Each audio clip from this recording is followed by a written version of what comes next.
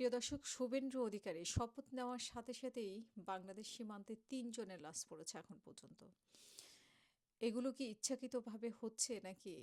এবং কাঁটাতারের বেড়া দিয়ে তার ১ম দিনের তার বক্তব্য শুরু, এবং মনে হচ্ছে যে বাংলাদেশের সাথে মানে গলায় পাড়া দিয়ে ঝগড়া করতে যাচ্ছে সে, এমন সব নিয়ম নীতির কথা বলছে। এবং পশ্চিমবঙ্গের রাজ্যের সব সরকারি এবং বেসরকারি স্কুলগুলোতে জাতীয় সঙ্গীত দিয়ে শুরু করতে হবে এমনটা নিয়ম করা হয়েছে, এবং সেখানে ভিডিও ধারণ করে প্রমাণ রেখে দিতে হবে এমনটাই বলছে। তাছাড়াও ঢাকার সাথে যেসব মানে আন্তর্জাতিক রুটে ফ্লাইট চালু আছে এয়ার ইন্ডিয়া, সেগুলো অনেকটাই স্থগিত করেছে। সেটাও আশ্চর্য করার মতো যে আসলে ঢাকার সাথে সেই সম্পর্ক কীরকম, মানে শত্রুতামূলক সম্পর্ক রাখতে চায় না বন্ধুত্বমূলক সম্পর্ক রাখতে চায়, এটা একটা আম খুবই গুরুত্বপূর্ণ প্রশ্ন এখন। যে ঢাকা অবশ্যই মানে বাংলাদেশের পররাষ্ট্রনীতি সবার সাথেই বন্ধুত্ব সম্পর্ক। সেই বন্ধুত্ব সম্পর্ক কিন্তু এখনো সরকার সেরকম কোনো ধরনের ভারতকে নিয়ে সেরকম কোনো বক্তব্য আমরা দেখিনি। কিন্তু শুভেন্দু অধিকারী শপথ নেওয়ার সাথে সাথেই মনে হয় যে বাংলাদেশের সাথে গলা পাড়া দিয়ে ঝগড়া করতে যাচ্ছে। আজকে দেখা গেছে যে ঢাকাসহ ইউরোপ, উত্তর আমেরিকা ও এশিয়ার বিভিন্ন রুটের প্রায় ৪০০ আন্তর্জাতিক ফ্লাইট বাতিলের ঘোষণা দিয়েছে ভারতের সবচেয়ে বড় বিমান সংস্থা এয়ার ইন্ডিয়া।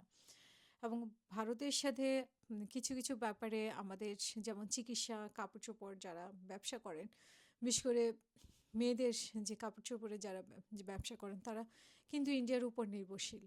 তো এই নির্ভরশীলতা বা এই ব্যবসাকে বন্ধ করার জন্যই কি এরকম করা, বা বাংলাদেশের মানে বাংলাদেশের আ বাংলাদেশকে এক ধরনের শিক্ষা দেওয়ার জন্য এই কাজগুলো করছে কিনা? কিন্তু বাংলাদেশকে শিক্ষা দিতে গিয়ে এর আগে কিন্তু নিজেদেরও শিক্ষা হয়েছে। কারণ তাদেরও ব্যবসা বন্ধ হয়ে যায়। যখন বাংলাদেশের সাথে সম্পর্ক কম থাকে, এটা আমরা অন্তর্বর্তীকালীন সরকারের সময়ে দেখেছি, তখন তাদের দেখা যায় যে মার্কেটগুলো একদম ঠান্ডা থাকে। কারণ মানে বাংলাদেশিরাই সবচেয়ে বেশি ব্যবসা মানে সেখানকার জিনিসপত্র কেনাকাটা করে, এবং তাদের নিউ মার্কেট বা অন্যান্য মার্কেটগুলো চাঙ্গা থাকে বাঙালি।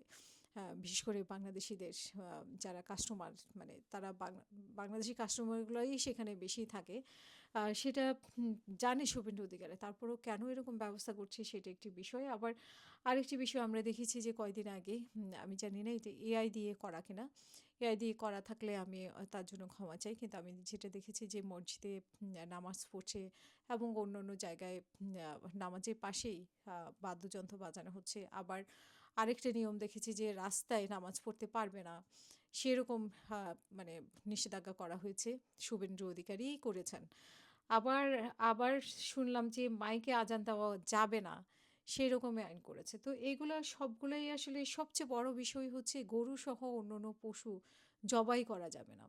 তো এগুলো সবগুলোই নিয়ম, মানে এই যে সে ৩-৪ দিন বা ১ সপ্তাহ হয়েছে সে শপথ নিয়েছে। এর মধ্যেই সে এতগুলো আ বিশেষ করে বাংলাদেশের যাতে গায়ে লাগে, বাংলাদেশ যাতে তাদের উপর ক্ষিপ্ত হয়, ক্ষিপ্ত হয়ে কিছু বলে, সেরকম পরিস্থিতি ক্রিয়েট করার জন্য সে এই কাজগুলো করছে।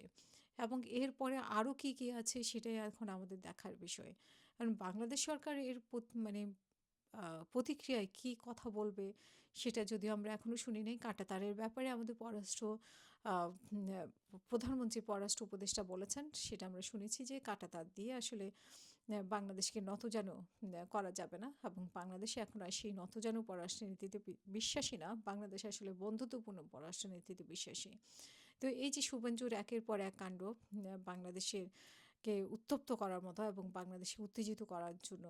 তো সেই ক্ষেত্রে আসলে বন্ধুত্বপূর্ণ সম্পর্ক কতটা ঠিক থাকতে পারে, বাংলাদেশ কী ব্যবস্থা করতে পারে, সেটা এখন আমাদের দেখার বিষয়। এবং শুভেন্দু অধিকারী আসলে কোন উদ্দেশ্যে এগুলো করছে সেটাও আপনাদের কাছে প্রশ্ন রেখে যেতে চাই।